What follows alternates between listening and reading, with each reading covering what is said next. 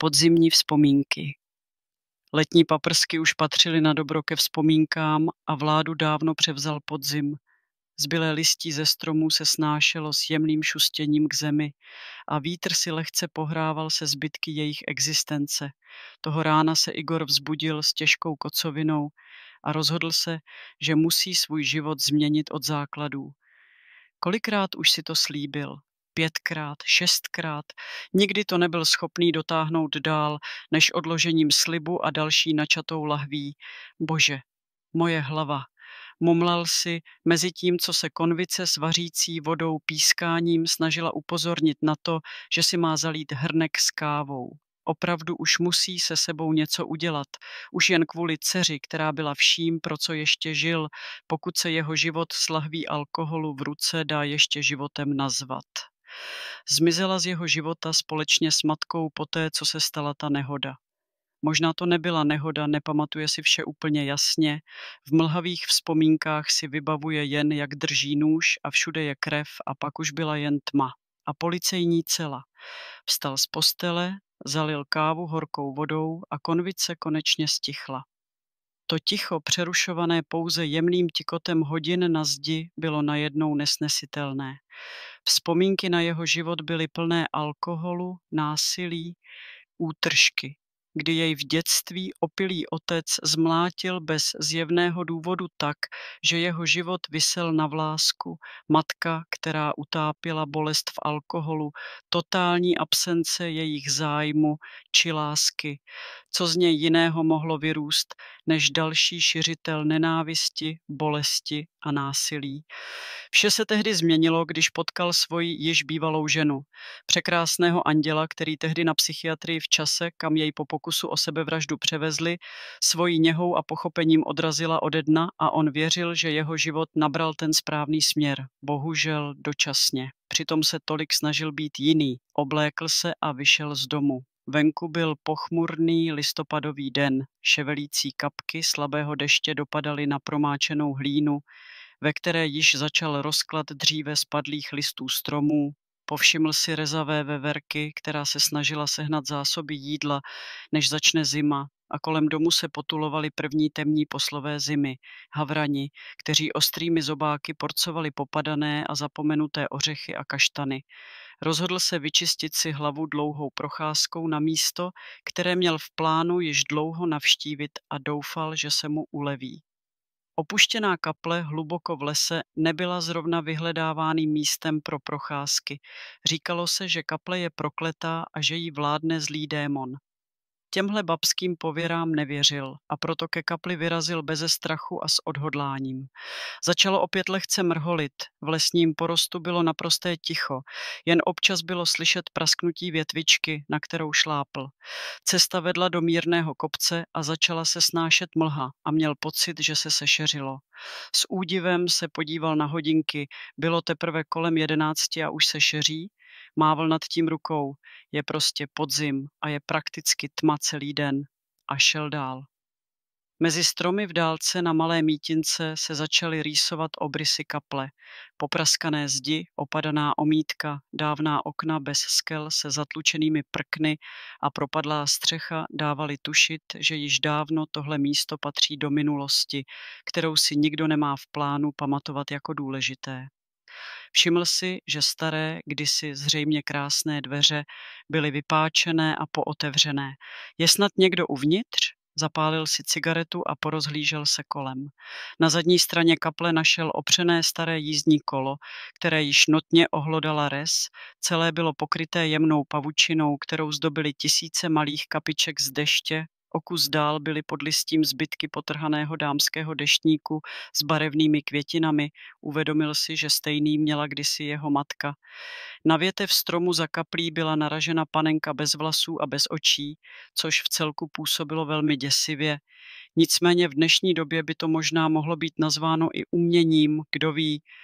Típnul cigaretu o vlhký kmen stromu, cigareta se sykotem zhasla a odhodil ji před vchod do kaple. Opřel se do dveří a ty se skřípotem těžce otevřely a ven se vyvalil oblak starého prachu. Rozehnal prach rukou a vešel dovnitř kaple. Malými škvírkami mezi prkny na oknech se dovnitř dostávalo trochu světla, ale pro jistotu vytáhl z kapsy kalhot mobil, kterým se rozhodl na vnitřek kaple posvítit a vše uvnitř prozkoumat. Haló, je tu někdo? Zeptal se jako ve stupidním béčkovém hororu a bylo mu jasné, že i kdyby uvnitř někdo nakrásně byl, rozhodně nebude stát o jeho společnost. Světlo baterky z mobilu klouzalo po vnitřním prostoru kaple, staré lavice, které kdysi byly snad svědkem setkání mnoha lidí, oltář, jehož sláva a lesk odešla s posledním věřícím návštěvníkem a kdysi krásné vitráže oken, které vystřídalo zatlučení prohnilými prkny. Bylo mu smutno, jak je snadné zničit historii budovanou léta. Mezi lavicemi něco zašustilo. Trhnul sebou a baterku mobilu okamžitě namířil k tomu místu. Myslel si, že se mu to zdálo, ovšem s hrůzou viděl, že v tom místě je zvířený prach, který poletuje ve svitu baterky. Je tu někdo, kurva? Snažil se statečně zeptat ještě jednou, i když už měl stažené hrdlo strachem. Mezi lavicemi něco proběhlo znovu. Zmocnila se ho hrůza a s třesoucí rukou opět namířit k místu mezi lavicemi a uviděl odraz dvou malých oček.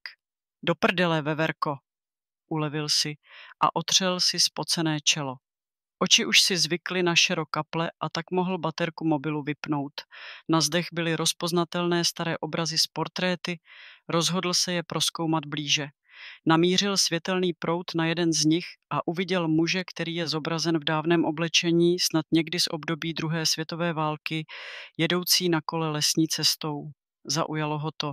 Takový styl malby ještě neviděl. Vypadal jako plastický, jen zanesený vrstvou prachu. Podivné, pomyslel si a rozhodl se prozkoumat druhý obraz. Obraz byl zavěšený dost vysoko, divil se, proč a kdo do takové výšky měl potřebu věšet něco, co není ze země vidět, a hledal, co by mohl použít, aby se dostal na úroveň viditelnosti obrazu. Našel polorozpadlý žebřík, opřel ho o zeď a při stoupání doufal, že příčky pod jeho váhou neprasknou. Zhruba ve 3 metrech už bylo celkem dobře na obraz vidět, vytáhl tedy opět z kapsy mobil a baterkou na něj posvítil. Na obrazu byla vyobrazena mladá krásná žena, která v deštivém podzimním dni stála u kaple, smála se a se zakloněnou hlavou se dívala na rozevřený deštník s květinovým vzorem, který držela nad sebou. Vykřikl hrůzou, protože ten deštník přece u kaple viděl. Jak v úleku zazmatkoval, zapomněl, že stojí ve výšce na žebříku, pustil se a zřítil se na kamennou podlahu. Při pádu upustil mobil, jehož displej při dopadu na tvrdý povrch prasknul a baterka nadobro zhasla a vše kolem pokrylo opět podzimní šero a vlhko. Chvíli ležel a snažil se nezmatkovat ještě víc a zkusil se pohnout, jestli nemá nic zlomeného.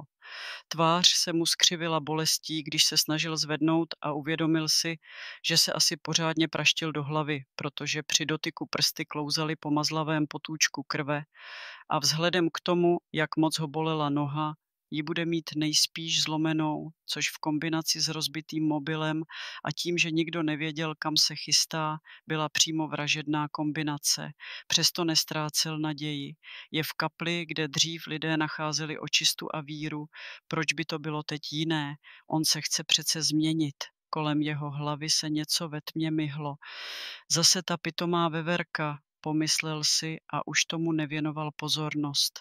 Snažil se spíš vymyslet, jak se odsud se zlomenou nohou a možná otřesem mozku dostane, neví, jak dlouho tam ležel a možná bude brzo tma, začala mu být zima a do mozku se mu začal vkrádat nepřítel strach. Mobilizoval mozek a snažil se myslet pozitivně, že určitě sem někdo přijde, možná ti blbí floutkové, co stříkají sprejem svoje tagy všude, taky už jejich nápisy byly na kapli zvěčněné, takže se sem určitě vrátí. Když ne dnes, tak třeba zítra nebo pozítří, nebo pár milenců, co si v kapli budou chtít užít, nebo a mysl mu zahalila tma a temnota. Probudil se, ani netušil jak. Venku už byla naprostá tma, přesto v kapli bylo lehké šero. Nad ním stála malá holčička a měla v ruce panenku. Co tady děláš, maličká? Kde máš maminku?